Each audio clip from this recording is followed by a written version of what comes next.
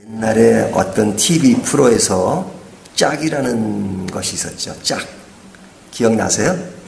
그 남녀가 모여서 서로 관심 있는 사람들을 눈여겨보는 겁니다. 그리고 이야기도 하고 많은 탐색을 하다가 마지막 날에 이제 서로 이렇게 줄을 쫙 서가지고 자기가 원하는 사람을 선택하는 겁니다. 양자가 선택이 맞으면 그냥 짝으로 맺어지는 거죠. 그 프로가 재밌었는데 이제 중단이 됐어요.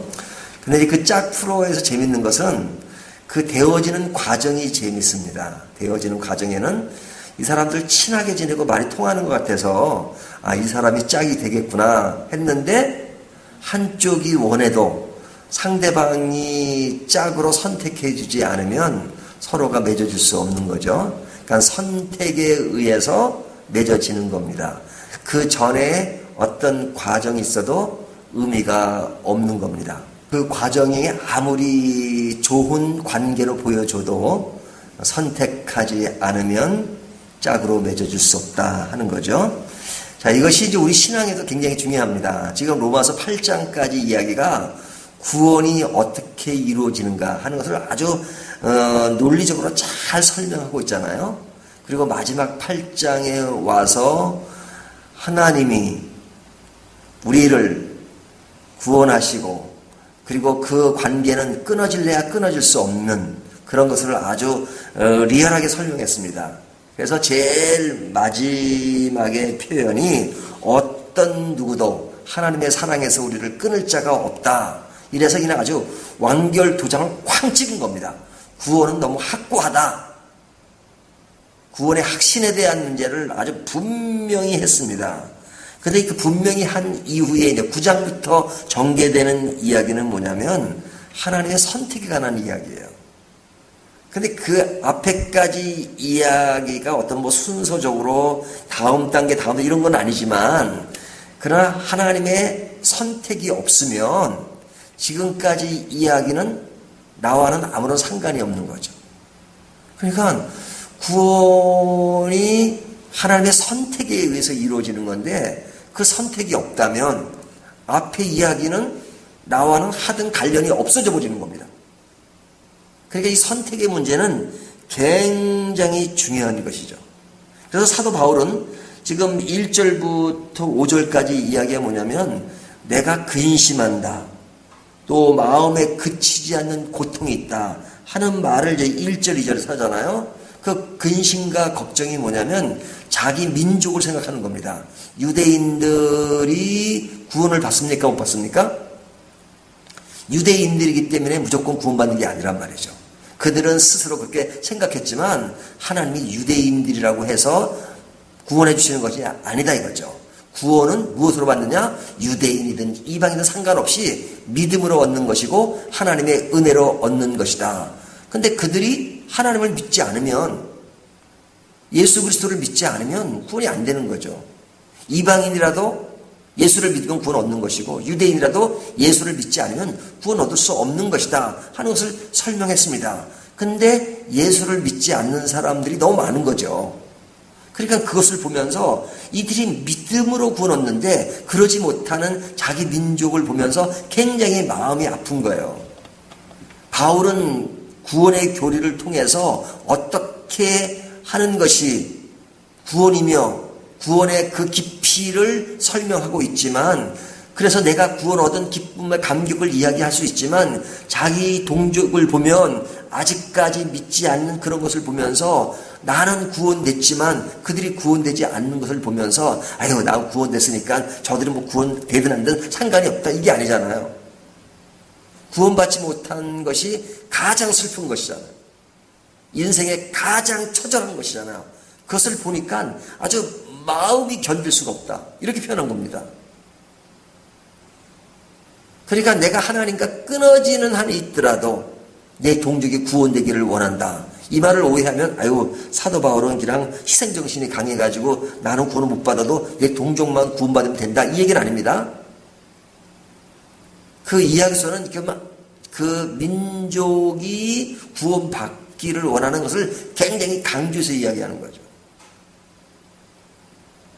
이제 그 이야기를 하면서 지금 6절부터 이어지는 이야기는 선택에 관한 이야기입니다. 그러면 선택을 하나님이 하시는 거잖아요. 근데 어떻게 선택하셨는가? 지금 예를 듭니다. 그 예가 누구냐면 7절 보면 아브라함 예죠. 또한 아브라함의 씨가 다 그의 자녀가 아니라 오직 이삭으로부터 난 자라야 내 씨라 불리리라 하셨으니, 여기 이삭 전에 누가 나왔죠? 이스마엘이 나왔죠. 하갈을 통해서 하갈을 통해서 이스마엘이 나왔습니다. 그 이스마엘은 핏줄로 아브라함의 아들인 거죠. 그리고 이제 세월이 한 13년 지나서 이제 이삭이 나왔습니다. 그러면 이스마엘과 이삭은 둘 중에 누가 아들이냐? 뭐 둘 다 아들이죠. 하지만 하나님은 말씀하시기를 혈통으로 난 자녀가 아니라 하나님의 약속으로 난 자녀가 자녀다, 이렇게 설명하는 거죠. 그러니까 하나님이 이삭을 택하셨고 그 다음에 이스마엘은 택하지 않으셨다, 이렇게 말하는 겁니다. 그러니까 지금 강조점이 어디냐면 하나님의 선택의 기준이 뭐냐? 그것은 혈통으로가 아니라 하나님의 약속으로 되어진 것이다 하는 것을 강조하는 겁니다. 뿐만 아니라 뒤에 나오는 이야기는 이제 이삭에 관한 이야기를 하고 있어요.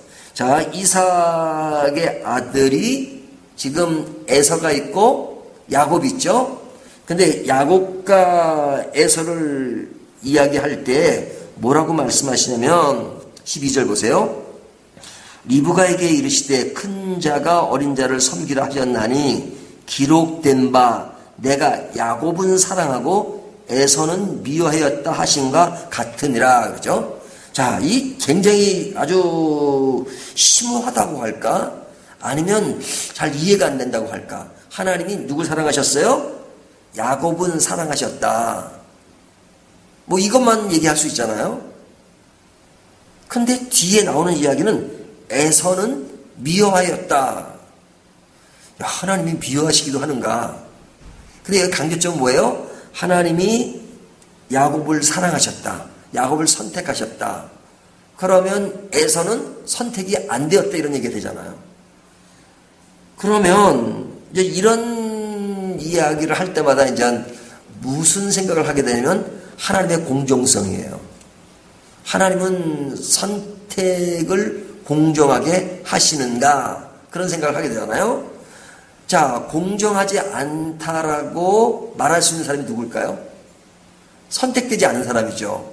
예를 들면 오늘 본문식으로 얘기하면 에서의 입장에서 하나님, 나도 우리 아버지가 이삭인데 아브라함과는 좀 다르죠. 이 이삭의 아들은 같은 어머니예요. 근데 하나님이 야곱은 선택하고 에서는 미워했다. 그러면 에서 입장에서 왜 나는 미워하십니까? 내가 뭐 그렇게 특별히 잘못한 게 뭡니까? 그리고 뭐 야곱을 보면 그렇게 잘난 것도 없잖아요. 나쁜 놈이잖아요. 아주. 행동을 보면 아주 아주 야곱 빠지고 나쁜 짓은 다 하고 하여튼 아버지 속이고 형 속이고 하여튼 속임의 대가잖아요. 근데 하나님이 야곱은 사랑하고 에서를 미워했다? 어찌 보면 에서가 묵직하긴 해요. 뭐 팥죽을 팔아로 장자권을 팔아먹고 그랬지만 좀 무게감이 있단 말이죠. 우리가 이제 성경의 어떤 인물을 볼 때 좀 그런 어떤 한쪽으로 이렇게 보니까 그렇지, 실제로 이렇게 일반적인 사람들의 기준으로 보면 에서가 더 묵직하잖아요. 근데 오늘 본 말씀은 야곱은 사랑하고 에서는 미워했다. 누가? 하나님이. 그 하나님이 굉장히 편애하시는 하나님이시고 공정하지 못하다, 그렇게 생각할 수 있잖아요. 근데 이제 이 로마서 9장에 가서 굉장히 중요한 교리입니다. 이 선택의 교리가, 이것이 아까 말한 것처럼 구원에 대한 설명을 그렇게 아무리 리얼하게 해도 하나님이 선택하지 않으면 우리의 존재 가치는 없는 것이니까요. 근데 그 선택에 대해서 불만을 갖는 사람은 내가 선택되지 않았다라고 말할 때 그렇단 말이죠. 근데 내일 본문에 가면은 더 아주 정확하게 이야기하겠지만 오늘 본문까지 상황에서 얘기한다 그러면 이겁니다. 하나님의 선택에 대해서 어느 누구도 할 말이 없다는 거예요. 왜 그러냐면 선택의 당위성을 가지고 다 선택될 수 있는 자격이 있어요. 근데 그 중에서 선택을 안 한 사람이 있다면 아니 선택하기로 되어 있는데 왜 나를 버리십니까? 이 버리는 유기라 그래. 신학적 용어로 유기 된 것은 불만을 토로할 수 있잖아요. 하지만 우리가 로마서 1장 18절부터 3장 21절까지 다룬 이야기가 뭐예요? 모든 사람이 죄를 범하였음에 하나님의 영광에 이르지 못한다. 그러니까 모든 사람을 뭘 전제로 한 겁니까?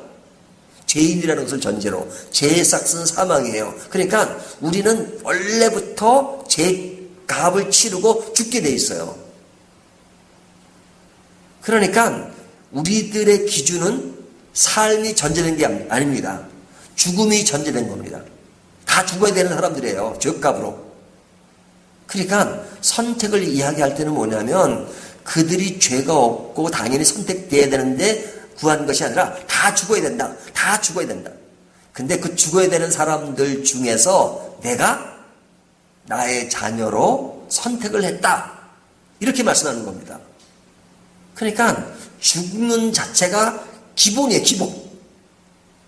그러니까 기본은 기본대로 가는 겁니다. 그러니까 죽는 것은 기본이에요. 그러나 특별히 다 죽이지 않고 그 중에서 내가 선택했다. 그러니까 선택했다는 그 사람들에게는 뭐라고 표현할 수 있어요? 은혜라는 말로 표현할 수밖에 없어요. 은혜. 그 은혜의 기준이 뭐냐? 야곱을 택하셨다고 말하면 행위는 아니죠. 행위로 따지면 야곱처럼 그 아주 깨 많고 장깨 부리고 못된 짓 많이 한 사람 없어요. 속임의 대가예요. 하지만 하나님이 그를 사랑하셨다. 하나님의 그런 선택, 그것으로 인하여 되어진 것은 은혜라는 말밖에 할 수가 없어요. 그러니까 이 은혜란 말은 굉장히 신비로운 말입니다. 우리가 일상생활 가운데도 어떤 사람은 예수를 쉽게 믿고 어떤 사람은 못 믿잖아요. 그러면 그 안 믿는 사람 왜 안 믿을까? 뭐 우리보다 뭐 지식수준이 낮거나 또 뭐가 못해서 그런 사람만 아니잖아요. 어떤 사람은 참 뭐 박식하고 뭐 내놔도 손색이 없어 보이는 사람이 있잖아요. 하지만 예수는 안 믿어요. 그렇게 교리적인 것을 얘기하고 성경을 얘기해도 안 받아들이잖아요. 그렇게 공을 들이고 했는데 안 믿잖아요. 하지만 어떤 사람은 그냥 그렇게 뭐 설명을 많이 한 것도 아닌데 오늘 자연스럽게 예수를 믿으면서 그 복음을 쑥쑥 받아들여요. 그거 어떻게 설명하겠어요? 두 사람의 차이를. 복음을 전하는 자가 너무 제대로 전하지 못해서 그러냐? 아닙니다. 제가 이렇게 지금까지 지내온 것을 보면요. 어떤 성경 공부 그룹에 가가지고 사람들이 오면 그렇게 공을 한번 따고 왔는데 그냥 오자마자 그렇게 예수 믿고 지금까지 그때를 기회로 해서 예수 잘 믿는 사람들이 있어요. 그런 경우는 성경 공부를 너무 잘해가지고 그러냐? 아니 한 번 오고 예수 믿는데 뭐 한 번 듣고 뭘 뭐 하겠어요. 하지만 그거는 다르게 설명할 수가 없어요. 은혜라는 말밖에. 하나님 쪽에서 표현하면 하나님이 선택한 것입니다. 근데 이제 이 선택에 대해서 우리가 조심해야 될 것은 있습니다. 이 조심은 뭐냐면 하나님은 뭐 이미 누가 어떻게 될 것이라는 것을 예정할 수 있고 말씀하실 수 있어요. 하나님은 왜? 전지전능하시니까. 온전하시니까. 하지만 우리는 그러면 안 돼요. 왜 그래요?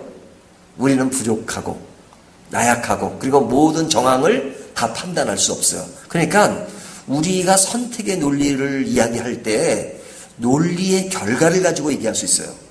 이 사람이 예수를 잘 믿고 있으면 이분은 정말로 하나님의 선택을 받은 사람이고 정말로 은혜 가운데 있는 사람이다. 이렇게 말할 수는 있죠. 하지만 논리의 시작으로 그러니까 어떤 사람을 보고 이 사람은 구원받은 사람이야. 이 사람은 구원받지 못한 사람이야. 그렇게 말할 수는 없단 말이죠. 끝까지 가봐야 알아요. 하나님은 처음부터 아시죠. 하지만 우리는 처음부터 몰라요. 그러니까 함부로 사람들에 대해서 구원받은 사람이다, 구원받지 못한 사람이라고 평하면 안 돼요. 아직 교회는 안 다니지만 앞으로 어떻게 될지 모르잖아요. 또 지금 교회 다닌다 하더라도 진짜 다니는 건지 진짜 예수를 믿는지 그거는 몰라요. 하나님만 아세요. 그러니까 우리는 원리적인 가치, 이런 사람이 예수 믿는 사람이다, 이런 사람이 예수 믿지 않는 사람, 이렇게 말할 수는 있지만, 지금 현재 예수를 안 믿으니까 안 믿는다고 말할 수 있지만, 논리의 시작으로 그냥 어떤 사람을 내가 먼저 평가하면 안 되는 거죠. 그러나 중요한 것은 선택되었다는 것은, 이것은 너무 신비로운 말씀이에요. 하나님이 우리 선택했다는 거. 이건 이 8장까지 이야기를 통해서 마지막이 너무너무 감격스럽지만 그 다음에 9장에 이어지는 이야기는 어찌보면 더 감동이에요. 나에 대해서 하나님이 나 같은 사람을 선택해 주셨다. 나 같은 사람을 자녀로 만들어 주셨다. 그 많은 사람들 중에서 내가 그런 어떤 점수를 가지고 따진다면 합격할 수 있는 사람이 아님에도 불구하고 하나님이 일방적으로 나를 아무런 그런 대가 없이 선택하셨다는 거, 이게 얼마나 놀라운 일입니까? 선택의 교리가 나를 지배하지 않으면 구원에 대한 감격과 기쁨이 없어요. 하지만 나의 존재 가치는 엄청난 겁니다. 왜? 나 같은 사람을 하나님이 선택해 주셨기 때문에.